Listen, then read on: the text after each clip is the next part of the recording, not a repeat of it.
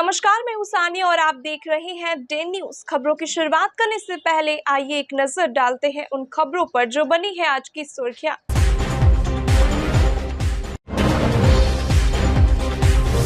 किस पर लोग करे विश्वास, दोस्त ने ही एक युवक की कर दी हत्या। पत्नी से फोन पर करता था बात, पति ने जताया विरोध तो दे दिया घटना को अंजाम।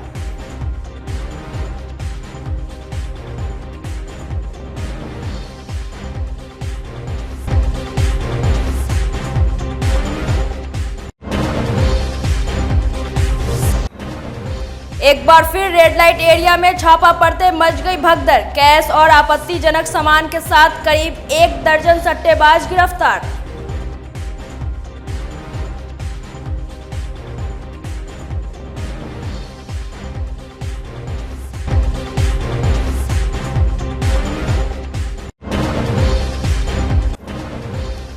और मुजफ्फरपुर के चर्चित शिया मौलाना काजिम शबीब गिरफ्तार। सदर अस्पताल से लेकर कोर्ट तक समर्थकों ने मचाया हंगामा।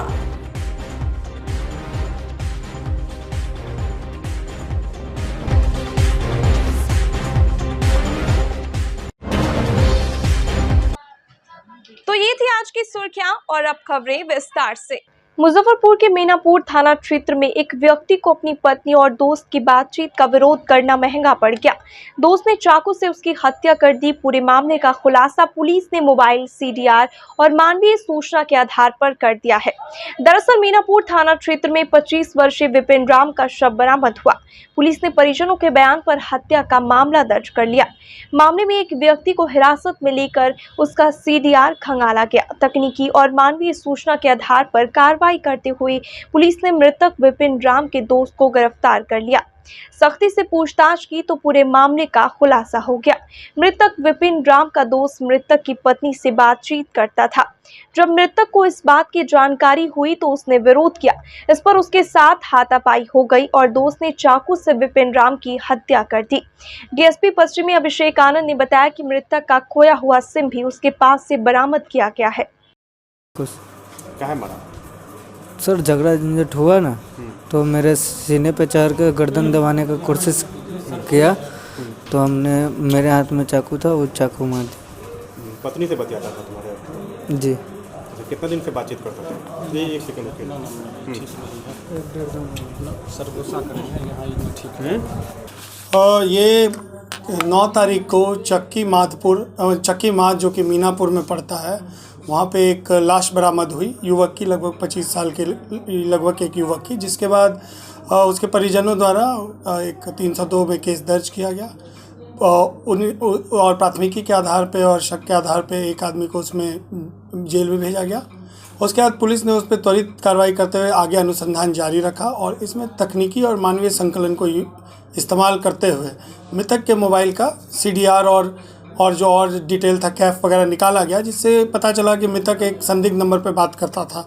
उस संदिग्ध नंबर पे भी तकनीकी और मानवीय संकलन किया गया और उसके ऊपर काम करने के बाद मीनापुर पुलिस टीम के द्वारा एक संदिग्ध व्यक्ति को उठाया गया, जिससे पूछताछ की गई, कड़ी पूछताछ की गई, जिसके बाद इस पूरे घटना का उद्भेदन हो सका कि वो जो लड़का जिसे पूछताछ की जा रही थी उसके द्वारा बताया गया कि, और मानवीय संकलन भी किया गया, जिसके द्वारा बताया गया कि वो जो है मृतक का मित्र ही था, जिसकी बातचीत मृतक की पत्नी के साथ होती थी, जिसको लेकर मृतक और उसके बीच हाथापाई हुई और इसी हाथापाई के दौरान और मृतक के द्वारा और इनके द्वारा हाथापाई की गई, जिसमें कि मृतक की मृत्यु हो गई। और ये जो अपराधी पकड़ा है, इसके पास से मृतक का वो सिम भी मिला, जो सिम खो गया था, जो इसी के पास से मिला। इस तरह से एक सफल उद्भेदन किया गया एक मर्डर केस का, और इसके लिए मीनापुर पुलिस के द्वारा हर तरह से हर बिंदुओं पर काम करते हुए इस अनुसंधान को पूर्ण किया गया। धन्यवाद। सर, इसमें भपत्नी की क्या भूमिका थी, क्या उसके संबंध थे? अभी तक जो सामने आ रहा है उसमें ये इतना तो ज़रूर आ गया है कि उसकी बातचीत इस जो अपराधी है उससे होती थी, जो कहीं ना कहीं उसके पति को नापसंद थी, और इसी कारण से ये सब जो घटना का जो बेसिक रीज़न था वो यही है। मुजफ्फरपुर के शुक्ला रोड मैना गली में रविवार की रात पुलिस ने छापेमारी कर 10 सटोरियों को गिरफ्तार कर लिया। मौके से 1,11,000 नगद, 11 मोबाइल, एक बाइक और काफी संख्या में ताश के पत्ते बरामद किए गए। सट्टेबाजों के अड्डे पर हुई रेड के बाद मैना गली में अफरा तफरी मच गई। गिरफ्तार सटोरियों को छुड़ाने के लिए देर रात तक कई पैरवीकार नगर थाने के बाहर जमे रहे, लेकिन किसी को थाने में घुसने नहीं दिया गया। नगर डीएसपी राघव दयाल को शुक्ला रोड के मैना गली में सट्टा का अड्डा चलने की शिकायत मिली थी। खबर यह भी मिली थी कि यहां भारी संख्या में जुआरी, सट्टेबाज और आपराधिक प्रवृत्ति के लोगों का जमावड़ा रहता है। नगर थानेदार श्री राम सिंह के नेतृत्व में पुलिस टीम मैना गली में धावा बोल दिया।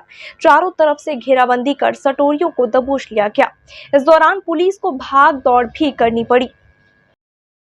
नगर थाना क्षेत्र में कल चतुर्भुज स्थान के पास में सूचना मिला था कि वहाँ पर लोग जुआ और सट्टा का खेल खेलते हैं। इस पर थानाध्यक्ष नगर थाना के नेतृत्व में छापामारी की गई थी। तो घटनास्थल के पास से 10 लोगों को जुआ खेलते हुए, सट्टेबाजी करते हुए पकड़ा गया था और 1,11,000 रुपया भी उन लोगों के पास है और ताश का पत्ता, 11 मोबाइल, एक मोटरसाइकिल वगैरह वहाँ से बरामद हुआ था। इस संदर्भ में नगर थाना में प्राथमिकी अंकित की गई है, आगे की कार्रवाई की जा रही है।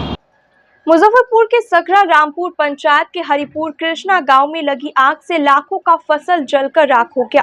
घटना के दौरान आसपास के इलाकों में हड़कंप मचा रहा। सूचना पर पहुंची अग्निशमन विभाग की 2 टीम आग पर काबू पाने की हर संभव कोशिश की।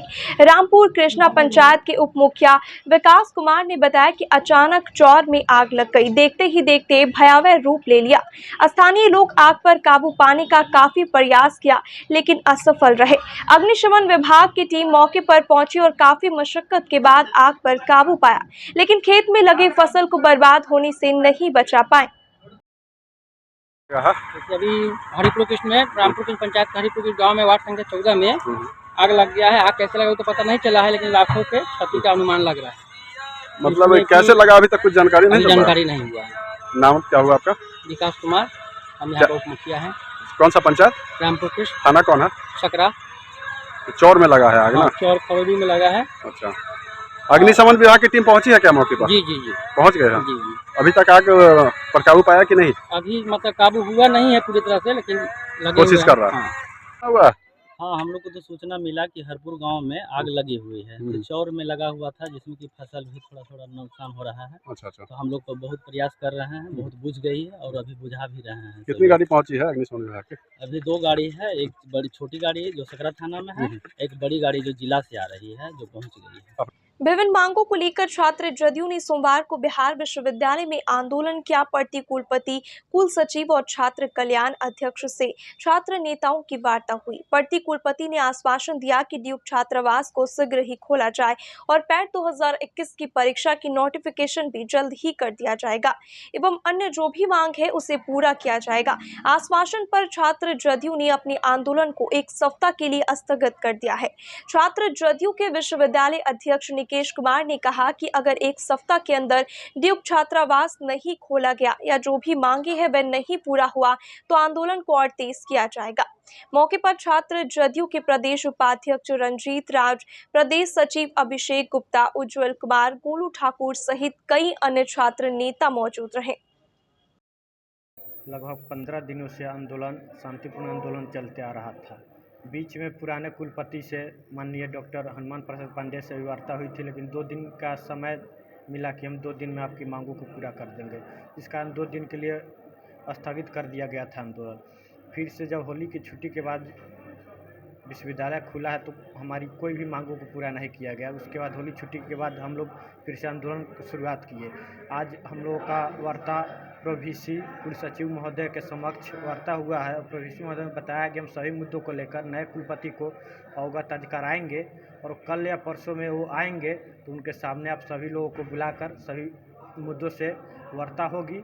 उसके बाद वो जो मुद्दे हैं उनको समाधान करने का प्रयास करेंगे। अगर फिर भी नए कुलपति हमारी मांगों को पूरा नहीं करते हैं तो ये आंदोलन फिर से शुरू होगी और अनिश्चित काल तक ये आंदोलन चलती रहेगी। महाराणा प्रताप सेवा संस्थान के मुख्य संरक्षक लाल बाबू सिंह की धर्मपत्नी सुशीला सिंह के 9वीं पुण्यतिथि पर सोमवार को उनके निवास स्थान मुजफ्फरपुर के आजाद कॉलोनी में हवन यज्ञ का आयोजन किया गया, जिसमें संस्थान के पदाधिकारी गण एवं इष्ट मित्र के साथ परिवार के सभी सदस्यों ने उनकी आत्मा की शांति के लिए 2 मिनट का मौन रखा और उनके चित्र पर पुष्प अर्पित कर भावभीनी श्रद्धांजलि अर्पित की। सेवा संस्थान के मुख्य संरक्षक लाल बाबू सिंह ने कहा कि सुशीला सिंह का जीवन सबों के लिए प्रेरणादायक है। उनके आदर्श पर चलकर ही हम लोग आज इस मुकाम पर पहुंचे हैं। आज भी उनका जीवन प्रासंगिक है। उनकी आत्मा की शांति के लिए लेप्रोसी मिशन अस्पताल के रोगी एवं उनके सहयोगियों को श्रद्धा और सम्मान के साथ भोजन कराया गया। मौके पर संजीव कुमार, राजीव कुमार, केतकी सिंह, रूपल सागर, प्रत्युष कुमार, संजना कुमारी, ओम सागर, यश कुमार, ब्रज किशोर सिंह, मदन सिंह, आनंद कुमार महतो, मोहन प्रसाद सिन्हा सहित काफी संख्या में लोग मौजूद रहे। पुण्यतिथि 9वीं पुण्यतिथि पर हवन कार्यक्रम का आयोजन किया गया और यहाँ के बाद हम लोग लेप्रोसी हॉस्पिटल कन्हौली, वहाँ जितने भी पेशेंट हैं उनको खाना खिलवाने का व्यवस्था करवाते हैं। ये प्रतिवर्ष ये कार्यक्रम चलता रहता है। इसमें महाराणा प्रताप सेवा संस्थान का भी जितने भी सदस्यगण हैं उन लोगों का भी काफ़ी सहयोग रहता है, उनकी उपस्थिति रहती है। समाज सेविका, अनेकों संस्थाओं के मार्गदर्शक, महाराणा प्रताप सेवा संस्थान के मुख्य संरक्षक, वरिष्ठ समाज सेवी परम आदरणीय लाल बाबू सिंह जी की धर्मपत्नी श्रीमती सुशीला सिंह जी की आज 9वीं पुण्यतिथि है। आज उनके आवास पर आज़ाद कॉलोनी में श्री लाल बाबू सिंह जी के आवास पर आज सुबह हवन यज्ञ का आयोजन किया गया। अपने इष्ट मित्रों, सगे संबंधियों के साथ प्रसाद का वितरण हुआ और इसके बाद हम लोग जाएंगे लेप्रोसी मिशन जो खादी भंडार के पास है, जहां समाज के सबसे कमज़ोर तबके के लोग, सबसे गरीब कुष्ठ रोगियों का वहां सेवा किया जाता है। प्रत्येक वर्ष 1915 में ऐसे महामानव का निधन हुआ। उनके सम्मान में प्रत्येक वर्ष लाल बाबू जी एवं उनके परिवार के द्वारा लेप्रोसी मिशन में सभी लोगों को और उनके सहयोगियों को, सभी रोगियों को पूरा भोजन हर प्रकार का व्यंजन के साथ उनको कराया जाता है। इनके परिवार के लोग स्वयं अपने हाथों से उन भूखे और गरीब तबके के लोगों को भोजन कराते हैं। आज उनकी आत्मा की शांति के लिए ये दोनों कार्यक्रम का आयोजन किया गया है। उर्स मुबारक के मौके पर मुजफ्फरपुर के नाव वाले दरगाह का पूरा इलाका गुलजार है। बिहार ही नहीं बल्कि कई राज्यों से आए जायरीनों की तादाद से दरगाह परिसर पटा हुआ है। मजार पर हाजिरी और दुआ खैर का सिलसिला लगातार जारी है। देखिए हमारे सहयोगी आमिर की ये विशेष रिपोर्ट।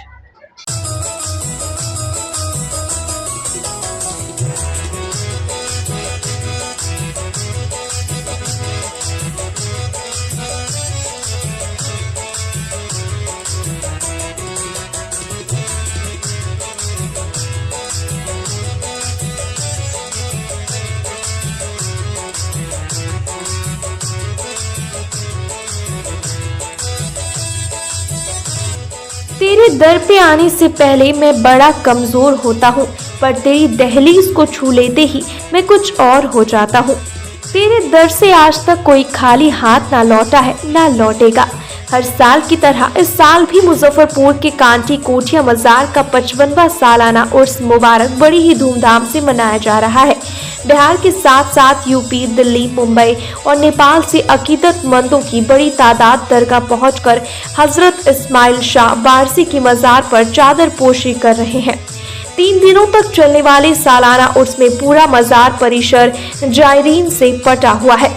इस पूरे मजार को नाव पर बनाया गया है, जो अपने आप में खूबसूरती का एक नायाब नजारा है। चारों तरफ पानी ही पानी और बीच में नाव और फिर उस पर मजार शरीफ है। ये नजारा को सभी लोगों ने अपने अपने मोबाइल में कैद कर लिए जाते हैं। बड़ी जमात ऐसे लोगों की है जो 3 दिनों तक रहकर पूरे उर्स को अटेंड करते हैं। दरगाह के अगल बगल में एक बड़ा मेला भी लगाया गया है।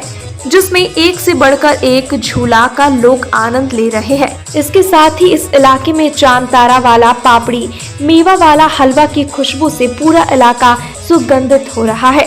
इसके साथ ही पूरे परिसर में पकवान के साथ साथ मेले में लोग खूब खरीदारी भी कर रहे हैं।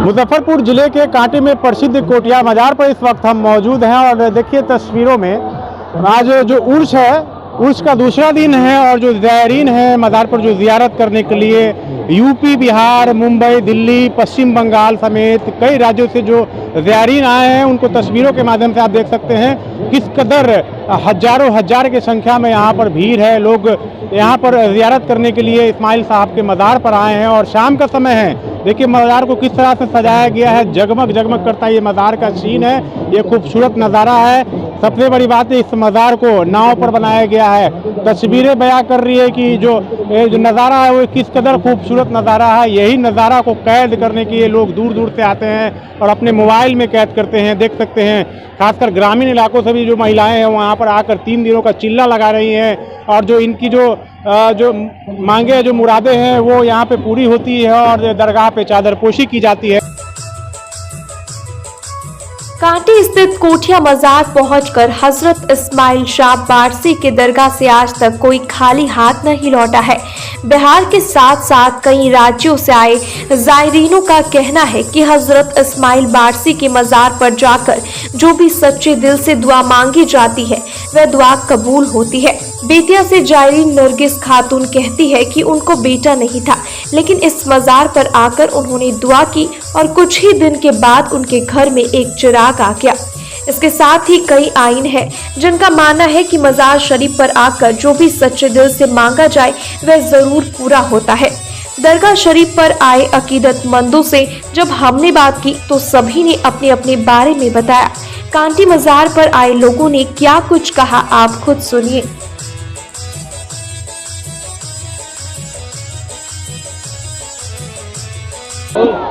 कांटी का कोठिया मजार लोग इसलिए भी आते हैं क्योंकि इसको नाव पर बनाया गया और ये एक आकर्षण का केंद्र है। लोग मुंबई, दिल्ली, कलकत्ता, चेन्नई और नेपाल से भी लोग आते हैं। देखिए ये जो तस्वीरें हैं ये आकर्षण का केंद्र है लोगों के लिए, चूँकि ये बताया जाता है कि बाढ़ प्रभावित इलाका था और यहाँ पर काफ़ी पानी हुआ करता था और जो यहाँ पे जिनका मज़ार है वो नाव से आया करते थे। इस कारण से इस मज़ार को नाव पर बना दिया गया है। तस्वीरें देखिए काफ़ी खूबसूरत तस्वीरें हैं। हज़ारों हज़ार की संख्या में जो लोग हैं ज़ियारत करने के लिए मज़ार शरीफ पर आए हैं। वो देखिए उनका रहना, खाना पीना सब यहीं पर होता है। तस्वीरों में आप देख सकते हैं 3 दिनों का यहाँ पर चिल्ला लगाया जाता है और दूर दूर से लोग आकर यहाँ पर रहते हैं और चादरपोशी करते हैं और उसके बाद से लोग यहाँ से अपने अपने घर के लिए रवाना होते हैं। कुछ महिलाओं से भी हम बात करेंगे। कहाँ से आई हैं? कहाँ से आई हैं? कोठा से। हाँ? कोठा से। क्या चादर उधर चढ़ाई? हाँ चढ़ाए। अच्छा चादर चढ़ा ली। चलिए कितना कब से आ रही हैं? सुबह पहर। चलिए और भी लोगों से हम बात करेंगे। आइए कहाँ से आई हैं आप?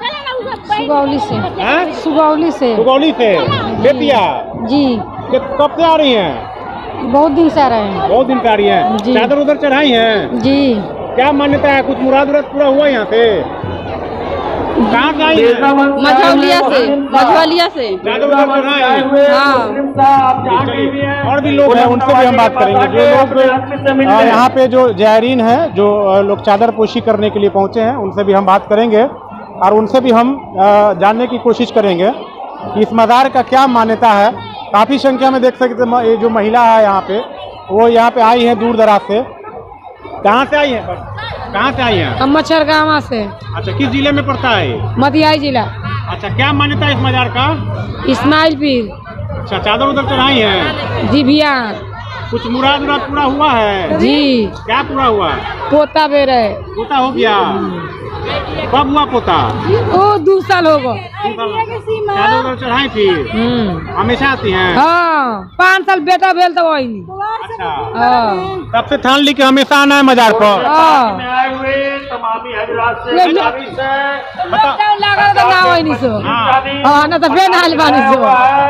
अरे चाची कहाँ से लिए अपने के? बछरगावा, अच्छा मोतिहारी जिला। अच्छा, कैसा लगता है यहाँ आके? ठीक लगता है, अच्छा लगता है। अच्छा लगता है। मजार कैसा लगता है? अच्छा है। तो मांगे हुए हैं। क्या मुराद उराद पूरा हुआ है? पोता है। क्या पोता हुआ? अच्छा, क्या आप क्या मांगी थी? मुर्गा ले आए हैं। हाँ, मुर्गा फतिया कराएंगे। फतिया करा ले? अभी नहीं कराएंगे। कब जाइएगा? यहाँ सवेरे जाएंगे। सवेरे जाइएगा। चलिए, और भी कुछ लोग हैं, उनसे हम बात करेंगे। देख सकते हैं, कहाँ से आई हैं आप? दरभंगा से जी, दरभंगा। कब के बोलिए? दरभंगा से आई हूँ। क्या मान्यता है इस मजार का? क्या मानती हैं? मन से मेरा कुछ नहीं है, मैं देखने के लिए आई हूँ। देखने के लिए आई है। कैसा लगता है? अच्छा है, बहुत खूबसूरत गाँव पर है। बना हुआ है मजार, बहुत खूबसूरत है। बहुत खूबसूरत है। हमेशा आती हैं? पहली बार आई हैं? दूसरी बार आई हूँ। दूसरी बार आई है। आगे भी आएंगी ना? इंशाल्लाह। ठीक है, चलिए इंशाल्लाह। और भी लोग हैं, उनसे भी हम बात करेंगे। और देखिए, परिवार के भी लोग हैं। आप कहाँ से आए हुए? हम सराय से आए। सराय से? हाजीपुर सराय। हाँ जी। क्या मान्यता है मजार का? मन्नत है, जो दिल में जो मांगेंगे मिलेगा। ऐसे जो दिल में अगर गलत फहमी लेके आइएगा तो नहीं मिलेगा। ऐसे तो सब जगह से मिलता है। आपको क्या मिला? क्या मिला? आदमी अपना औकात से ज्यादा तो मांग नहीं सकता है। जो मांगे वो मिल गया ना? क्यों नहीं मिलेगा? जो मांगेंगे वो मिलेगा, औकात के हिसाब से मिलेगा। हमेशा आते हैं? हाँ। चादर उधर चढ़ाए हैं? हाँ, चादर। कितना दिन रहते हैं यहाँ पे? यहाँ पे कितना दिन रहते हैं? 3 दिन? नहीं, एक ही दिन। एक ही दिन रहते हैं। कल जाइएगा? हाँ, कल जाएंगे। सुबह 8 बजे खुलेगा तो चलेगा। अच्छा, आपने चाची कहाँ से लिखना? अपने कहाँ से लिखना? लदौरा से। हाँ, लदौरा से। अच्छा, चादर उधर चढ़ाई हैं? नहीं, मिठाई फतिया कराए हैं। हाँ, मिठाई फतिया कराए हैं। मुराद उराद पूरा हुआ है? हाँ, मुराद पूरा हुआ। कहाँ से आई हैं? माना से। हाँ, माना से। अच्छा, चादर उधर चढ़ाए? नहीं, कई दिन रहेंगी यहाँ? रात भर रहेंगे। रात भर रहिएगा। चलिए, तो बिल्कुल साफ तौर पे यहाँ जो महिलाएं हैं उनको आप सुन सकते हैं, जिनका साफ तौर पे कहना है कि इस्माइल साहब के जो दरगाह है यहाँ पे, उन पे जो भी मुरादें होती हैं वो पूरा होती है और यहाँ पर चादरपोशी की जाती है। पूरे मज़ार के परिसर में एक खूबसूरत सा मेला लगाया गया है और लोग यहाँ पर खूब आनंद ले रहे हैं। पकवान का भी यहाँ पर व्यवस्था किया गया है और एक से बढ़कर एक बाहर में झूला भी लगाए गए हैं और लोग 3 दिनों का चिल्ला लगाने के बाद में अपने अपने घर को रवाना होंगे। तो खूबसूरत नज़ारा है। नाव पर इस मज़ार को बनाया गया है, प्रसिद्ध काठी का कोठिया मज़ार। कैमरा पर्सन रविकांत के साथ आमिर, डे न्यूज, काठी कोठिया, मुजफ्फरपुर। मुजफ्फरपुर के चर्चित शिया मौलाना काजिम सबीब को पुलिस ने गिरफ्तार कर लिया है। वे मंगलवार को कमरा मोहल्ला के मैदान में शिया महासम्मेलन करने की तैयारी में थे, लेकिन प्रशासन ने सम्मेलन की इजाजत नहीं दी। मौलाना शबीब का इससे पहले भी कई वीडियो सामने आया था जिसमें वह पुलिस को चैलेंज करते नजर आए थे। पुलिस का मानना है कि मौलाना शिया सम्मेलन के जरिए एक बार फिर कमरा मोहल्ला के इमामबाड़ा और मस्जिद पर कब्जा करने के फिराक में है। सोमवार को नगर थाने की पुलिस ने मौलाना शबीब को उनके आवास से गिरफ्तार कर लिया। गिरफ्तारी की खबर जैसे ही मौलाना के समर्थकों में लगी, सभी आग बबूला हो गए और सदर अस्पताल से लेकर कोर्ट परिसर तक जमकर हंगामा किया। मौलाना के समर्थकों ने पुलिस की गाड़ी को भी घेरने की कोशिश की, लेकिन कड़ी सुरक्षा के बीच मौलाना को कोर्ट में प्रस्तुत कर न्यायिक हिरासत में भेज दिया गया।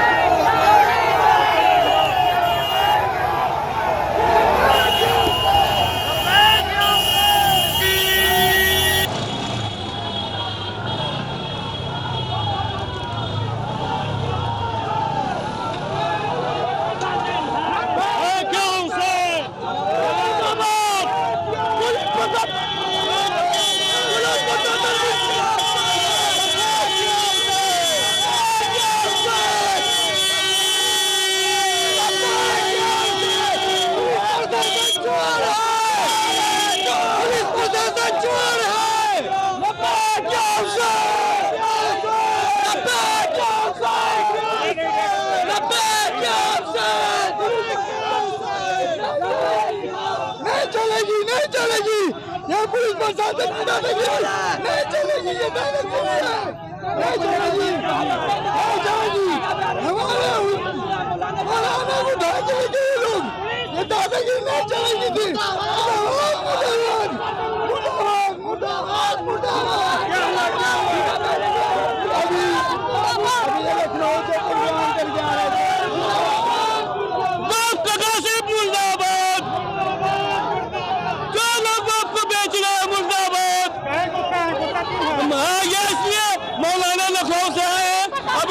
पुलिस प्रशासन ने उठा के ले गया है, इसका कोई नहीं है।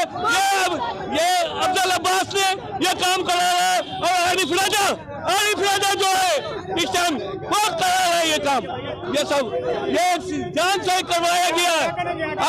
अभी मैं कोर्ट में जा रहा हूँ, कोर्ट में ये लोग चालान कर दिया है DSP साहब। जब तो काहे आपकी वाटी रोक रही है, क्या है मामला, किस मामले में मौलाना साहब गिरफ्तारी हुई है आपकी? देखिए मामला ये है कि पूरे शहर की ज़मीन बिक रही है वक्फ की और मठ की।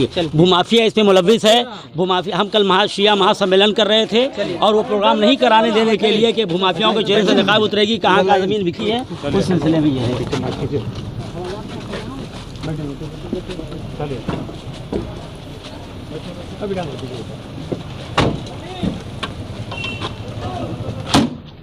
इधर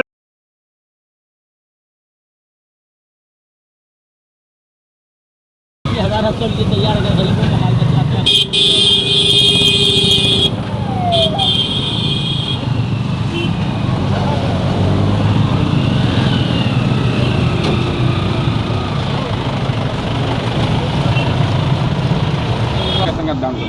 मोहम्मद काजिम सबीब करके मौलाना है, कमरा मोहल्ला में। वो एक इमामबाड़ा और मस्जिद का विवाद वहाँ पर ये बनाए हुए थे, तो ट्रिब्यूनल का आदेश था कि इनको वहाँ से हटाना है और जो लीगल वहाँ के अधिकारी बनते हैं उनको कब्जा दिलाना है। तो पिछले माह में ही इस तरह की कार्रवाई हुई थी न्यायालय का ट्रिब्यूनल के आदेश पर। उस टाइम में ये विरोध प्रदर्शन किए थे और प्रशासन का विरोध किए थे, जिस संबंध में प्राथमिकी अंकित की गई थी। उसी संदर्भ में इनकी गिरफ्तारी हुई है। उस केस में इनकी गिरफ्तारी हुई है और पुलिस अभिरक्षा में लेकर के इनको न्यायालय के समक्ष प्रस्तुत किया गया है। हंगामा भी काफ़ी लोग इनका समर्थन किया। देखिए, जहाँ तक बात है, ये हमेशा विवाद में रहते हैं और लोगों को झूठ सच बरगला करके हंगामा करवाने का इनका हमेशा प्रयास रहता है। तो मैं आप लोगों के माध्यम से स्पष्ट रूप से बता देना चाहता हूँ कि चूँकि ये कानूनन कार्रवाई कानून का अनुपालन के तहत ही कार्रवाई हो रही है और इसमें जो हंगामा फैलाएंगे और बवाद अगर बवाल बनाना चाहेंगे तो उस पर कानूनी कार्रवाई, सख्त कानूनी कार्रवाई की जाएगी। वीडियो फुटेज के आधार पर भी कार्रवाई की जाएगी। जो हंगामा में अगर हंगामा करते हैं और उसमें शामिल पाए जाते हैं फुटेज के आधार पर, तो प्रत्यक्ष साक्ष्य मिल जाएगा, तो फिर बचने का सवाल ही नहीं उत्पन्न होता, कार्रवाई होगी ही होगी। जलियांवाला बाग कांड के दोषी जनरल डायर को 13 मार्च 1940 में लंदन जाकर महान देशभक्त अमर शहीद उधम सिंह ने मौत के घाट उतार दिया था। नवयुवक समिति ट्रस्ट की ओर से सोमवार को मुजफ्फरपुर के शहीद भगवान लाल पुस्तकालय भवन में राष्ट्रीय स्वाभिमान दिवस का आयोजन किया गया। ट्रस्ट के मंत्री रणवीर अभिमन्यु सहित तमाम उपस्थित जनों ने सरदार उधम सिंह के चित्र पर पुष्प चढ़ाकर श्रद्धा सुमन अर्पित किया। उन्होंने कहा कि उधम सिंह जैसे जाबाज क्रांतिकारी के जीवन के आज के युवा पीढ़ी को प्रेरणा लेनी चाहिए। आज के दिन राष्ट्रीय स्वाभिमान दिवस के रूप में आयोजित होनी चाहिए। उन्होंने भारत सरकार से मांग की कि जलियांवाला बाग कांड और शहीद उधम सिंह को राष्ट्रीय स्तर पर सम्मान मिले और उनके सम्मान में श्रद्धांजलि सभा का आयोजन हो। उनकी जीवनी पाठ्य पुस्तकों में शामिल की जाए। मौके पर स्वतंत्रता सेनानी महेंद्र प्रसाद श्रीवास्तव, अरुण कुमार, तारण राय, आशा सिन्हा, उषा किरण श्रीवास्तव, मुन्नी चौधरी, कुमारी चांदनी, आनंद कुमार महतो, मोहन प्रसाद सिन्हा सहित काफी संख्या में लोग मौजूद रहे। आज से 83 वर्ष पूर्व भारत के महान क्रांतिवीर अमर बलिदानी सरदार उधम सिंह ने जो कारनामे किए वो जग जाहिर है। बेमिसाल और अद्वितीय क्रांतिकारी उधम सिंह ने भारत का झंडा विदेशों में लहराया और आज से 83 वर्ष पूर्व आज ही के दिन 13 मार्च 1940 को लंदन में जालियांवाला बाग कांड के दोषी अत्याचारी अंग्रेज अधिकारी जनरल ओ माइकल डायर को गोलियों से भून दिया था। ऐसे जाबाज क्रांतिवीर पर राष्ट्र को गर्व है। उधम सिंह जिस समय जालियांवाला बाग में निर्दोष हिंदुस्तानियों की खून से होली खेली जा रही थी, उधम सिंह बहुत छोटे थे और उनकी आंख लाल हो गए थे। जब गोली बौछार के बाद जब वो जमीन पर लेटे उठे तो उन्होंने जालियांवाला बाग का मिट्टी हाथ में उठा के ये सौगंध खाया था कि सौगंध है हमें इस मिट्टी का, भारत माता का, कि जनरल डायर दुनिया के किसी भी कोने में तुम रहो, मैं तुझे जिंदा नहीं छोड़ूंगा। और आज ही के दिन 1940 में लंदन में किसी भी तरह से एक सभा हॉल में प्रवेश कर गए और जैसे ही जनरल डायर बोलने के लिए उठा, सरदार उधम सिंह ने उसे गोलियों से छल्ली कर दिया। इतने हिंदुस्तानियों की खून से होलियां खेलने वाला जनरल डायर आज भी जालियांवाला बाग में गोली और खून के धब्बे हैं। एक ही दरवाजा था जालियांवाला बाग में, आज हम लोग यहाँ बैठे हैं नवयुवक समिति में, इसका एक दरवाजा है। सारे दरवाजे को बंद कर दिए गए और उसके अंदर में बिना वार्निंग का, बिना सावधानी का गोलियों की बौछार हो गई और इसका दोषी था जनरल डायर। और उधम सिंह ने यह संकल्प लिया था कि मैं इसे जिंदा नहीं छोड़ूंगा। और उधम सिंह बरसों कई वर्षों तक विदेशों के खाक छानते रहे, विदेशों का भ्रमण करते रहे कि जनरल डायर कहाँ और किस समय मिलेगा जिसे उसे मौत के घाट उतारना है। और वो दिन आज ही का दिन था, इसलिए आज राष्ट्रीय स्वाभिमान दिवस के रूप में भारत सरकार को आयोजित करनी चाहिए। श्री नवयुवक समिति ट्रस्ट के महामंत्री, महान समाज सेवी परम आदरणीय रणवीर अभिमन्यु जी की अध्यक्षता में, उनके नेतृत्व में आज राष्ट्रीय स्वाभिमान दिवस के रूप में इस जालियांवाला बाग कांड के दोषी से बदला लेने के दिवस को आज राष्ट्रीय स्वाभिमान दिवस के रूप में मनाया जा रहा है। भारत सरकार से और राज्य सरकार से हम लोग मांग करते हैं कि इस दिवस को स्वाभिमान दिवस के रूप में मनाया जाए और जालियांवाला बाग कांड और उधम सिंह की शहादत को राष्ट्रीय स्तर पर श्रद्धांजलि अर्पित की जाए और राष्ट्रीय स्तर पर उनका कार्यक्रम आयोजित हो और उनकी जीवनी पाठ पुस्तकों में शामिल की जाए। मुजफ्फरपुर के सुप्रसिद्ध बाबा गरीबनाथ मंदिर में सत्यनारायण भगवान की पूजा को लेकर सिर्फ भारत ही नहीं बल्कि विदेशों से भी लोग का जमावड़ा लगा रहता है। नेपाल सहित कई अन्य देशों में बसे हिंदू भी बाबा गरीबनाथ के दरबार में हाजिरी लगाते हैं और कथा सुनते हैं। मंदिर के प्रधान पुजारी विनय पाठक ने बताया कि भक्त महज 151 रुपये का रसीद काटकर मंदिर परिसर में सत्यनारायण भगवान की कथा करा सकते हैं। भक्तों को ब्राह्मण दक्षिणा देने की भी कोई ज़रूरत नहीं होती क्योंकि रसीद में पाठ करा रहे ब्राह्मण की दक्षिणा राशि भी शामिल होता है। पूजा के संबंध में मंदिर के महंत अभिषेक पाठक ने बताया कि संभवतः पूरे देश में सबसे ज़्यादा गरीब स्थान मंदिर में ही सत्यनारायण भगवान की पूजा होती है। सोमवार और शुक्रवार को ज़्यादा एवं अन्य दिनों में 150 से अधिक पूजा होती है। यहाँ सत्यनारायण भगवान का पूजा जब से बाबा गरीबनाथ जी का दरबार है तब से सत्यनारायण भगवान का पूजा यहाँ होते आए और दिन प्रतिदिन पूजा बढ़ते ही रहता है। शुक्रवार और सोमवार को विशेष यहाँ सत्यनारायण भगवान का पूजा होता है और मेरे अनुमान से तो पूरे भारत क्या पूरे बिहार में सबसे ज़्यादा सत्यनारायण भगवान का पूजा गरीबनाथ मंदिर में ही होता है और इसके अनुकूल कहीं और भी होता होगा लेकिन सबसे ज़्यादा बाबा गरीबनाथ के दरबार में ही सत्यनारायण भगवान का पूजा होता है और लोगों की मनोकामना भी यहाँ पूर्ण होती है, जिस कारण से दिन प्रतिदिन लोगों की आस्था बाबा गरीबनाथ के प्रति और सत्यनारायण मतलब लोग ये मानते हैं कि बाबा गरीबनाथ हमारा मनोकामना पूर्ण करेंगे तो उनके दरबार में जाकर सत्यनारायण भगवान का हम कथा सुनेंगे, जिस कारण से बाबा गरीबनाथ जी का भी भक्तों में आस्था बढ़ रही है और सत्यनारायण भगवान का भी पूजा दिन प्रतिदिन गरीबनाथ मंदिर में बढ़ते जा रहा है। समय लगभग एक पूजा में आधा घंटा कम से कम और लगभग 100 से 150 पूजा यहाँ प्रतिदिन का आंकड़ा है। उसके बाद फिर मुंडन है, छठी है, ये सब भी यहाँ होते ही हैं लेकिन सबसे ज़्यादा सत्यनारायण भगवान की पूजा की संख्या यहाँ है। कितने का रसीद कटवाना पड़ता है? रसीद तो यहाँ 151 का भी फिलहाल कटता है। पिछले मंथ यहाँ के जो अध्यक्ष थे वो 501 कर रहे थे जिसका हम लोगों ने विरोध किया कि भक्त जब आएगा ही नहीं, गरीबनाथ का मंदिर है और अमीर वाली काम होगी, जिस कारण से हम लोग विरोध करके फिर 151 ही रख के और 151 ही फिलहाल अभी रसीद कट रहा है। बहुत दूर दूर से लोग यहाँ आते हैं, पूरे बिहार में हर जगह से आते हैं सत्यनारायण भगवान का कथा सुनने। ऐसे बाबा का जलाभिषेक करने के लिए तो पूरे भारत से लोग यहाँ आते हैं, देश विदेश से भी लोग आते हैं जिनकी मनोकामना पूर्ण होती है वो बाबा के दरबार में आते ही हैं माथा टेकने के लिए। देखिए एक्चुअली क्या है कि गरीबनाथ मंदिर में जितना पूजा होता है, मेरे हिसाब से हमें तक जहाँ तक जानकारी है, इतनी सत्यनारायण भगवान के पूजन और भी जितने भी मंदिरें हैं भारत में या तो इक्वल होते हैं, इससे ज़्यादा पूजा करनी होती है। एवरेज आपको 125 से 150 पूजा प्रतिदिन के हिसाब से यहाँ सत्यनारायण का पूजन होता है। यहाँ का एक मान्यता है जैसे कि और किसी मंदिर का कुछ और मान्यता होता है, जो कहीं घंटी बांधना है, कहीं चुनरी बांधना है, कहीं नारियल बांधना है। तो यहाँ ये है जो बाबा गरीबनाथ मेरा ये मनोकामना पूर्ण कर देंगे तो हम आपको पूजा करेंगे। तो पूजा का मतलब होता है सत्यनारायण भगवान की पूजन होना। यहाँ सबसे ज़्यादा सत्यनारायण भगवान की पूजन होती है। उसके बाद मुंडन होता है, लखौरी होता है, यज्ञोपवीत होता है, विवाह होता है। ऐसे 151 रुपया में पंडित जी का दक्षिणा सम्मिलित रहता है। जजमान 151 का रसीद कटाएं, वहाँ उनको कंप्यूटराइज रसीद मिल जाएगा, उसमें पंडित जी का नाम रहेगा।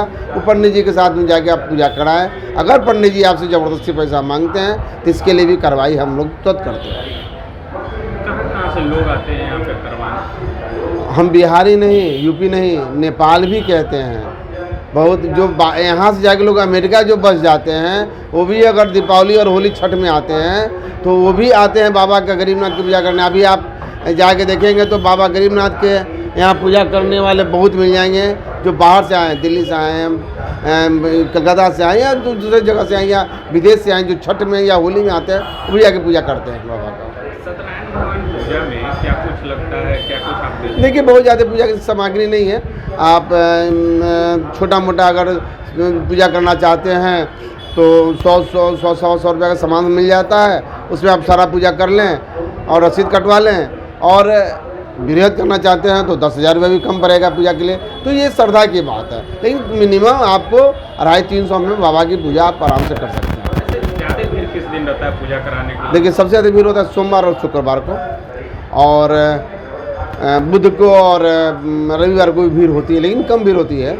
सबसे कम भीड़ शनिवार को होता है, लेकिन बाकी सभी दिन भीड़ होता है यहाँ पर। मतलब 365 दिन यहाँ निश्चित रूप से तो थोड़ा सा सावन के बाद कम जाता है, भादो आश्विन कार्तिक की ये कम जाता है, उसके बाद फिर शुरू हो जाता है। अभी भी काफ़ी भीड़ देखने को मिल रहा है। अभी तो भीड़ में लगन का समय है और अभी किसान भी अपने सारे खेतियों से निश्चिंत हो जाते हैं और लगन भी रहते हैं, इसलिए भीड़ ज़्यादा होती है। एक परंपरा चली आ रही है हमारे धार्मिक कार्य में। धार्मिक कार्य सूर्य जिसके मकर संक्रांति के बाद सूर्य उत्तरायण हो जाते हैं, उससे सारा लगन बढ़ जाता है, सारा धर्म कर्म शुरू हो जाता है। इसलिए मुजफ्फरपुर मिठनपुरा क्लब रोड के कुमार धरफड़ी इनक्लेव 929 सुपरमार्केट के पास सोमवार को आधुनिक सुविधाओं से लैस ASA ग्रुप ज्ञान लाइब्रेरी का शुभारंभ हुआ। संचालक आशीष कुमार चौधरी, सुजीत कुमार और आशुतोष कुमार के माताजी किरण देवी, नीलम देवी और पुकारी देवी ने संयुक्त रूप से फीता काटकर लाइब्रेरी का उद्घाटन किया। फुली एयर कंडीशन ज्ञान लाइब्रेरी में लड़कियों के लिए अलग व्यवस्था की गई है। फ्री हाई स्पीड वाईफाई के साथ सुरक्षा के दृष्टिकोण से पूरे परिसर में CCTV कैमरे लगाए गए हैं। संचालक सुजीत, आशीष चौधरी और आशुतोष ने बताया कि गरीब, ज़रूरतमंद एवं दिव्यांगों को विशेष छूट मिलेगी। वैसे यहां आकर स्टडी करने वाले सभी के लिए पहले महीने फ्री रजिस्ट्रेशन किया जा रहा है। लाइब्रेरी सुबह 7 बजे से रात 10 बजे तक खुली रहेगी। आशीष चौधरी ने कहा कि अन्य जगहों से यहां बेहतर सुविधा मुहैया कराई जा रही है।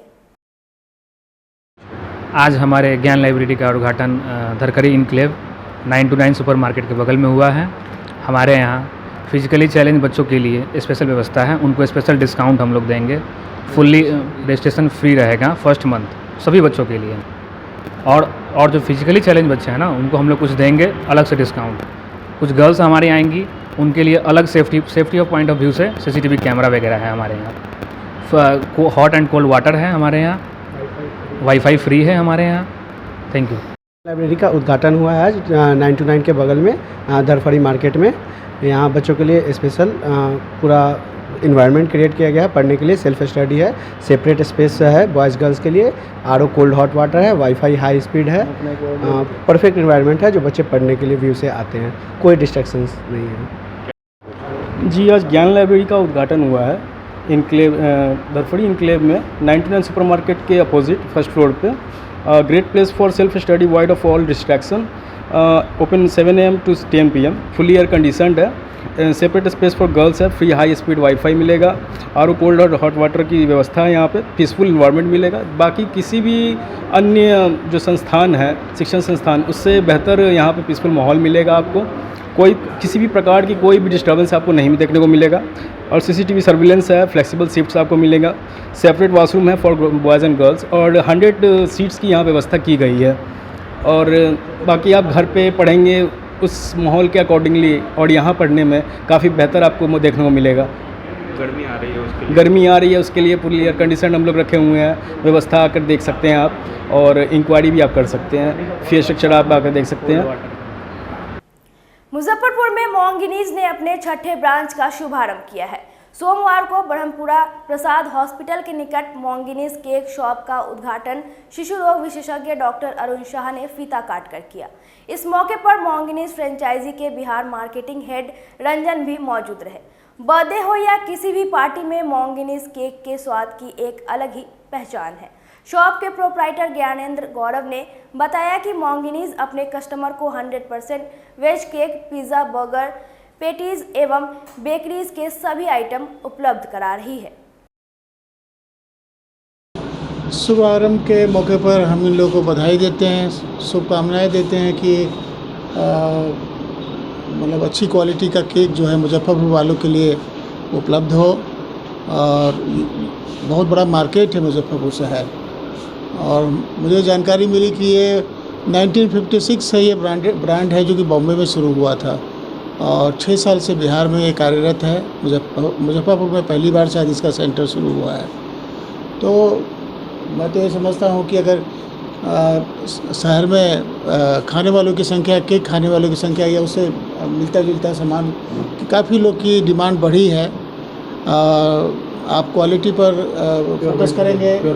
ये प्योर वेज है, एक और ख़ास बात है, जो बहुत लोग जो है एक नहीं खाते हैं, उनके लिए मतलब कि कोई तरह का रिजर्वेशंस नहीं है। ये बहुत लोग हैं ऐसे जो जैनी हैं या मतलब कि नॉन वेज या प्योर वेजिटेरियन हैं।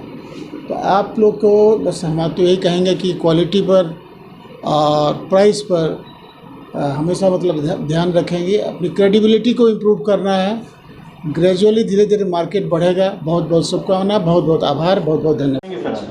सर, मुजफ्फरपुर में हम लोग पहले से 5 स्टोर पे काम कर रहे हैं। लक्ष्मी चौक में काफ़ी डिमांड होने के कारण हम लोग यहाँ भी एक आउटलेट खोले हैं, और उम्मीद करते हैं लक्ष्मी चौक के सारे कस्टमर के लिए ये बहुत अच्छा होगा, और हमारे ब्रांड के लिए भी बहुत अच्छा होगा। मार्केट में बहुत सारे ब्रांड हैं, इससे क्या अलग है आपका ब्रांड?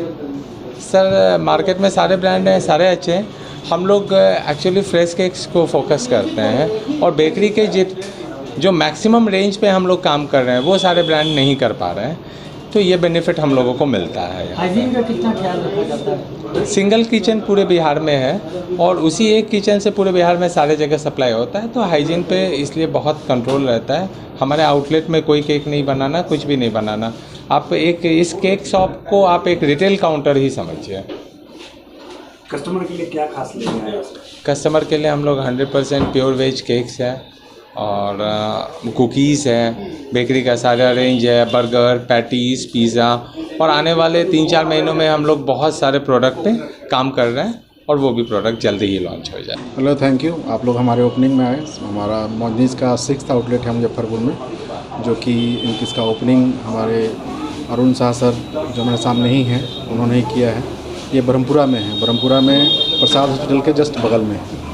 और ये आउटलेट हमारे लिए इम्पोर्टेंट इसलिए है कि पिछले 3 सालों से 4 सालों से हम लोग मुजफ्फरपुर को और पूरे बिहार को एक अच्छा सर्विस दिए हैं। इवन हम लोग कोविड में भी इतने चैलेंजेस होने के बावजूद भी काफ़ी हाइजेनिक तरीके से आप लोगों को होम डिलीवरी और जो भी कोविड के जितने गाइडलाइंस थे उसको फॉलो करते हुए हम लोगों ने कोविड का इम्पैक्ट नहीं फील करने दिया।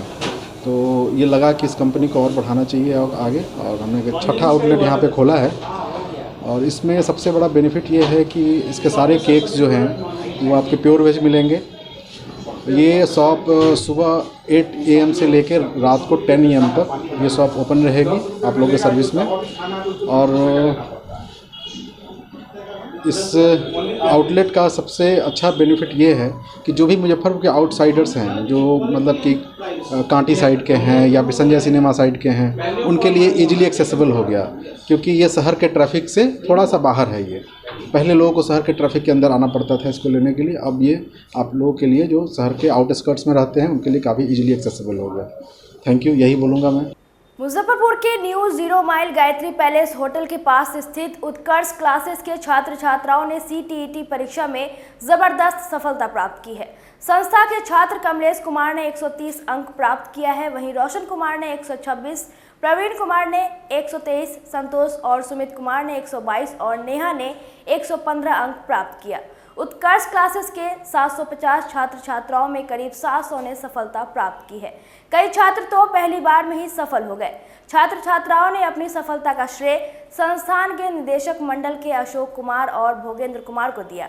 छात्र संतोष और सुमित की माने तो उत्कर्ष क्लासेस मुजफ्फरपुर का सबसे बेहतर संस्थान है। यहाँ ऑनलाइन और ऑफलाइन दोनों व्यवस्था है।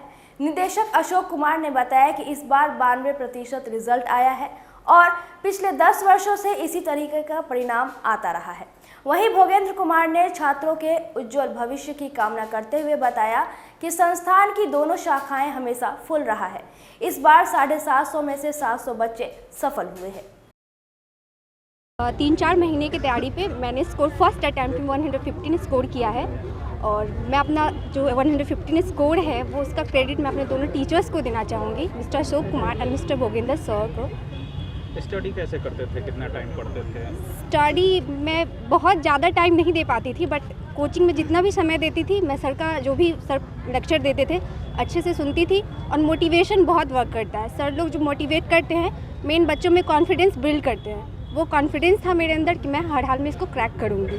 जो तैयारी कर रहे हैं बच्चों को क्या कहिएगा, जो तैयारी कर रहे हैं इसका किस तरह तैयारी कर रहे हैं? उन बच्चों को मैं यही कहना चाहूँगी कि आप कोचिंग टाइम पे आएँ, जो क्लास में लेक्चर होती है ध्यान से सुने और सेल्फ स्टडी करते रहें। कॉन्फिडेंस बिल्ड खुद ही हो जाएगा। सर लोग इतना मोटिवेट करते हैं कि कॉन्फिडेंस बिल्ड हो जाता है और आप अच्छा स्कोर कर लेंगे। खास नहीं है, लेकिन जो मेरे दोनों सर हैं वो लाखों में एक है और बहुत खास है। इतने खास है कि मेरा हर एक दिन मतलब वो मोटिवेटेड रहता था। ऐसा लगता ही नहीं था कि अरे कल जो पढ़े थे वो अच्छा था, आज का अच्छा नहीं है। मतलब ऐसा होता था कि कल से भी बेहतर आज का है। हर एक दिन मेरा अच्छा होता था। और मैं अन्य मतलब छात्र अध्यापक एवं अध्यापिका से कहना चाहूँगी कि जब भी अगर उत्कर्ष क्लास से जुड़ते हैं तो सबसे पहले संस्थान से पॉजिटिव वे में जुड़े और जो मेरे दोनों सर हैं उनसे हमेशा पॉजिटिव वे में ही रहे।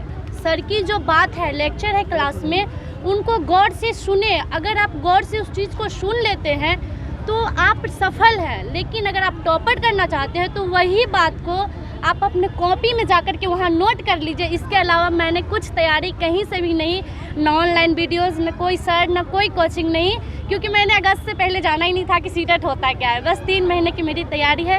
मैंने 110 अंक प्राप्त किया है, पहले प्रयास है। मेरा बीएड अभी तक फाइनल भी नहीं हुआ है, मैं फर्स्ट ग्रेड की स्टूडेंट ही हूँ अभी। 15 अंक प्राप्त किए हैं और मैं इसका श्रेय दोनों सर को देना चाहूँगी, भोगेंद्र सर और अशोक सर। मैं फर्स्ट ईयर में आई थी तो मुझे नहीं पता था कि सीटेट होता भी है, लेकिन एक बार सर को कॉल किए और सर बोले कि तुम आओ, अगर फर्स्ट ईयर वैलिड नहीं होता है फिर भी तुम पढ़ो, क्या होता है नॉलेज से बहुत कुछ हो सकता है। तो हम भी आ गए पढ़ने। फिर बाद में पता चला कि फर्स्ट ईयर भी अब अप्रूव हो जाता है, तो बहुत ज़्यादा खुशी मिला। और मेरा क्लास था, फर्स्ट ईयर बीएड क्लास था, यहाँ पे आके सिर्फ सर का बात सुनते थे और कुछ एक्स्ट्रा नहीं पढ़ते थे। लेकिन यही था कि मैं रेगुलर क्लास आती थी, कभी भी एक भी क्लास मैंने छोड़ा नहीं।